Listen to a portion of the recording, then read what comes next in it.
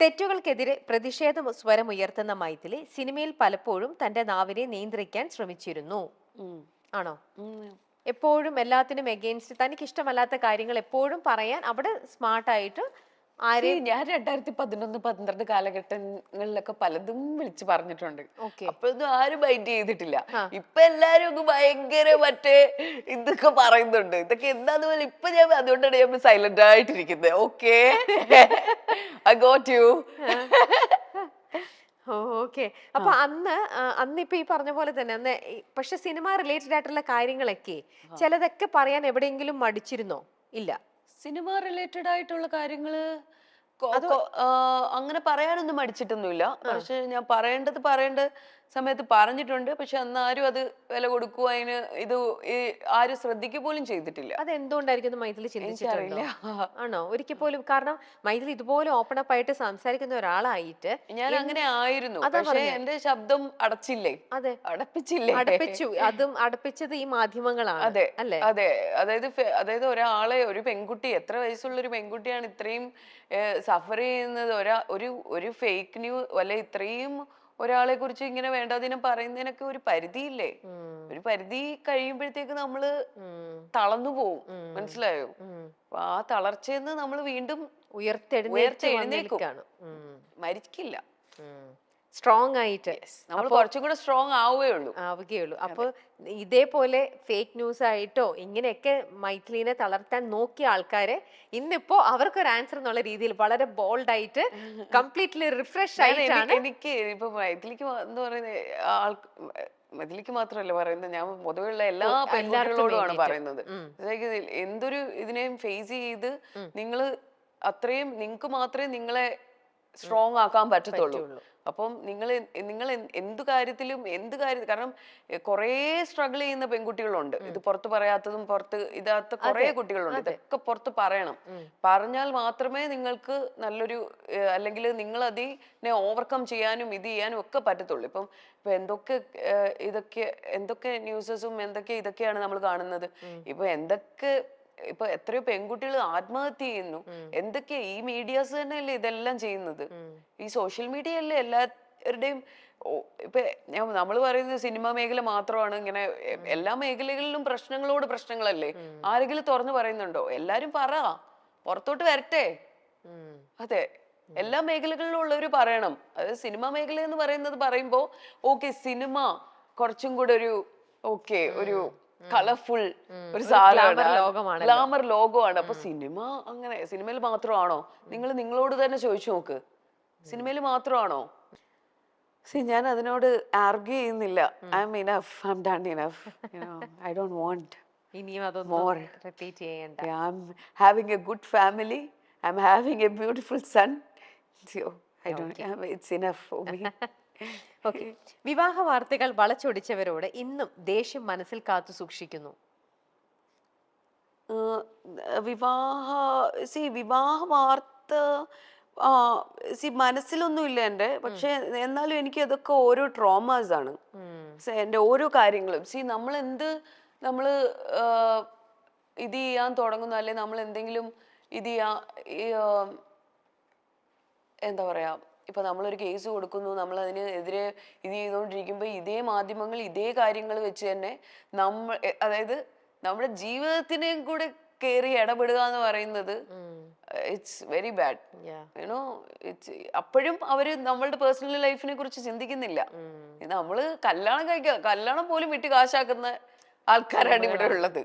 എങ്ങനെങ്കിലും എന്തെങ്കിലും പറഞ്ഞ് അത് നെഗറ്റിവിറ്റി സ്പ്രെഡ് ചെയ്ത് അതിലൂടെ പൈസ ഉണ്ടാക്കുക എന്നുള്ള ഒരു എയിമാണ്. നിങ്ങക്ക് നല്ലത് നന്നായി ജീവിച്ചൂടെ? അല്ലേ? നല്ലത് എഴുതി നന്നായി ജീവിച്ചൂടെ? സത്യം.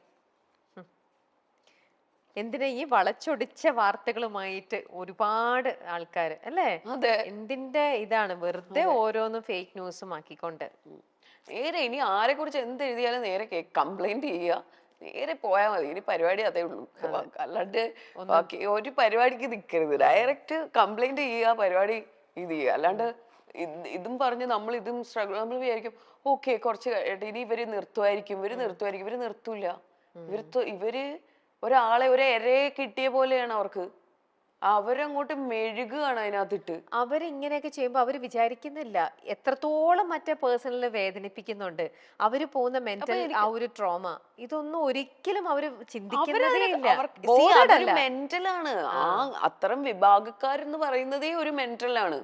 അപ്പൊ ആ മെന്റൽ ഇതിനകത്തോട്ട് നമ്മൾ ചെന്ന് പെടാതിരിക്കുക.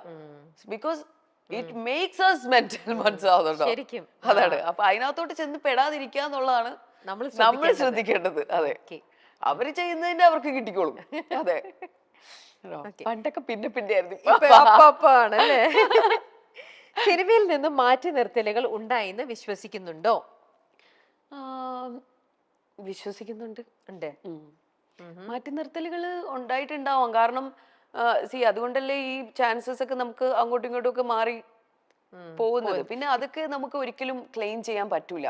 ചിലപ്പം ഞാൻ പറഞ്ഞില്ലേ, ഒരു സ്ക്രിപ്റ്റ് ഇപ്പൊ ഞാൻ പറഞ്ഞേ, ഒരു വിഭാഗം ആൾക്കാർക്കോ അവർ ആ പടത്തിൽ വേണ്ട, അവർ ഈ പടത്തിൽ വേണ്ട എന്ന് തീരുമാനിച്ചതാണ് അവരൊരു സർക്കിള്. പിന്നെ ഒരു വിഭാഗം ആൾക്കാരെന്ന് പറയുന്നത് ചിലപ്പം ആ സ്ക്രിപ്റ്റില് നമ്മൾക്ക് ഒരു ക്യാരക്ടർ ഉണ്ടാവില്ല. അത് അവരുടെ കുറ്റമോ നമ്മുടെ കുറ്റമോ അല്ല. അവര് എഴുതി വരുന്ന സ്ക്രിപ്റ്റിനകത്ത് ആ ക്യാരക്ടർ നമ്മൾ ആപ്റ്റ് ആവൂല. അപ്പൊ അവർക്ക് ഒരിക്കലും നമ്മളെ ഇത് ചെയ്യാൻ പറ്റൂല. അത് അവരെ കുറ്റപ്പെടുത്തിയിട്ടോ നമ്മൾ ഇത് ചെയ്തിട്ടോ കാര്യമില്ല. അപ്പം അങ്ങനത്തെ ഒരു മനഃപൂർവ്വമായിട്ട് നമ്മളെ മാറ്റുന്നതും ഉണ്ടാവും. ചിലപ്പോ ഇതുപോലത്തെ സാഹചര്യങ്ങൾ കാരണം നമുക്ക് അവിടെ മാറ്റി നിർത്തുന്നു എന്നൊക്കെ പറയുന്നത് എനിക്ക് ഒരു പിടിയില്ല കേട്ടോ, എനിക്കറിയില്ല. പക്ഷെ നമ്മള് എന്തൊക്കെ ഇപ്പൊ എത്രയോ സ്ത്രീകൾക്ക് വേണ്ടി പ്രവർത്തിക്കുന്നവരും പുരുഷന്മാർക്ക് വേണ്ടി പ്രവർത്തിക്കുന്നവരും എല്ലാരും ഉണ്ട്. എന്നാ ഒരാള് വിചാരിച്ചാൽ നമുക്ക് ഏതെങ്കിലും ഒരു സ്ത്രീക്ക് ഒരു ഇത് പറ്റിക്കഴിഞ്ഞു, എന്തെങ്കിലും അല്ലെ ബുദ്ധിമുട്ട് ഉണ്ടായി, അവരെ ഒന്ന് കൈപിടിച്ച് തിരിച്ച് കൊണ്ടുവരാം എന്നാരും ചിന്തിക്കുന്നില്ലല്ലോ. എന്നാരും ചിന്തിക്കുന്നില്ലല്ലോ. ആരും യു ഹെൽപ്പ് ഈച്ച് അതേഴ്സ്. നിങ്ങളെ തന്നെ സംരക്ഷിക്കുവോ? ഇല്ലല്ലോ. നിങ്ങൾ തമ്മില് ഇല്ല, എനിക്ക് തോന്നുന്നില്ല. അല്ലേ? What do you think? അതെ, കറക്റ്റ് ആണ്. എല്ലാരും ഇങ്ങനെ സപ്രസ് ചെയ്യാൻ എല്ലാവർക്കും ഭയങ്കര സന്തോഷാണ്. കൈ പിടിച്ച് അതെ, ഓക്കെ നാളെ നീ വാ, നീ കേറി വാ എന്ന് പറയുന്ന ആരെങ്കിലും ഉണ്ടോ? ഈ സ്ത്രീ സമൂഹത്തിലുണ്ടോ? സ്ത്രീകളിലുണ്ടോ? പുരുഷന്മാരിലുണ്ടോ? അത് നമ്മൾ ഒറ്റയ്ക്ക് വരണം. ഫേമസ് അവാർഡ് ഷോയ്ക്ക് അപ്പൊ ഞാൻ ആ സമയത്ത് പ്രഗ്നന്റ് ആണ്. അപ്പൊ അതിന് മുന്നിലത്തെ ഫസ്റ്റ് ഡേ എന്തോ എവിടെയാ ക്രൗണിലോ എന്തോ അതിന്റെ ഒരു ഇതുണ്ട്. അപ്പൊ അതിന് വരുവാണെന്നുണ്ടെങ്കിൽ ബാക്കി പിറ്റേന്ന് മറ്റേ ഇത് വരിക. അപ്പൊ ഞാൻ പറഞ്ഞു, ഞാൻ എന്തായാലും ക്രൗണിൽ വരാൻ പറ്റൂല, ഞാൻ ഡയറക്റ്റ് അവാർഡിന് വന്നോളാം എന്ന് പറഞ്ഞു. അത് കഴിഞ്ഞിട്ട് പുള്ളി എന്നെ വിളിച്ചില്ല. അപ്പൊ ഞാൻ ചോദിച്ചു, അപ്പൊ ഇതൊക്കെ കഴിഞ്ഞിട്ട് പുള്ളി എന്നെ വിളിച്ചു. അപ്പൊ ഞാൻ ചോദിച്ചു, നിങ്ങൾ എന്തിനാണ് എന്നെ വിളിക്കുന്നത്? അപ്പൊ പറഞ്ഞു ഇതുപോലെ. അത് ഞാൻ പറഞ്ഞു, നിങ്ങൾ ഇവിടുന്ന് ഞാൻ കണ്ടു, ഞാൻ ആർട്ടിസ്റ്റിനെയൊക്കെ ഇവിടുന്ന് കണ്ടു, ഇവിടെ രണ്ടു. അപ്പോൾ എൻ്റെ അടുത്ത് പുള്ളി പറഞ്ഞ ഒരു ഡയലോഗുണ്ട്. പുള്ളി പറഞ്ഞത്, സോഷ്യൽ മീഡിയയിൽ ഇത്ര ഫോളോവേഴ്സ് ഉള്ളവരെയാണ് അവിടുന്ന് അവാർഡ്സിന് വിളിക്കുന്നതെന്ന്. അപ്പൊ ഞാൻ ചോദിച്ചു, അതെയോ? ഓക്കെ. ഞാൻ പറഞ്ഞു, നാണോ ഇല്ലല്ലോ തനിക്ക്? ഇത് പറയാനുള്ള നാണം ഉണ്ടോ? ഒന്ന് ആലോചിച്ച് നോക്ക്. സോഷ്യൽ മീഡിയയില് ഞാൻ ഇവിടെ 1-2 മൂവി ചെയ്തിട്ടുള്ള കുട്ടികളാണ് ഇതിൽ പോയിട്ട് അപ്പൊ ഇത്രയോ കാലിബർ ഉള്ള, എത്രയോ ടാലന്റഡ് ആയിട്ടുള്ള ആർട്ടിസ്റ്റുകളുണ്ട്. അപ്പൊ ആ സോഷ്യൽ മീഡിയയിൽ എത്ര ഫോളോവേഴ്സ് അനുസരിച്ചിട്ടാണ് ഇവിടെ ചാൻസസ് എന്നിപ്പോ. അതായത് അതനുസരിച്ചിട്ടാണ് ഓരോരുത്തർക്ക് ചാൻസസ് വരുന്നതെന്ന്. ഹിന്ദിയിലും തമിഴിലും മലയാളത്തിലും എത്ര ഫോളോവേഴ്സ് ഉണ്ടോ അതിനനുസരിച്ചിട്ടാണ് ചാൻസസ് വരുന്നതെന്ന്. ഞാൻ എന്ത് മണ്ടത്തരമാണ് ഇയാൾ ഈ പറയുന്നത്? അല്ലേ, നിങ്ങക്ക് തോന്നുന്നില്ലേ? നിങ്ങക്ക് കേട്ടിട്ട് എന്താ തോന്നുന്നത്? ഞാൻ അനുഭവിച്ചൊരു കാര്യമാണ്. ഒരു അവാർഡ് നൈറ്റിന് എന്താ ഇത് ചെയ്താത്തേന്ന് ചോദിച്ചതിനുള്ള മറുപടിയാണ്. നിങ്ങൾ പിന്നെന്താ എന്നെ വിളിക്കാഞ്ഞത്? നിങ്ങൾ വിളിച്ചില്ലല്ലോ, നിങ്ങൾ ഇതിന് വിളിച്ചിട്ട് ഇത് ചെയ്യാന്നല്ലേ പറഞ്ഞത് എന്ന് ചോദിച്ചപ്പോൾ പറഞ്ഞു, അത് മറ്റേ ഇതാ കാര്യമെന്ന്.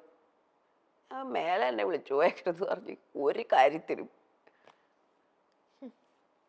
എന്താ അല്ലേ, എത്രയോ ടാലന്റഡ് ആയിട്ടുള്ള ആർട്ടിസ്റ്റുകളുണ്ട്. ഈ സോഷ്യൽ മീഡിയയിലെ ഫോളോവേഴ്സിനെ പൈസ കൊടുത്ത് വാങ്ങിക്കാം. എത്രയോ പേര് പൈസ കൊടുത്ത് വാങ്ങിച്ചിട്ടിട്ടുണ്ട്.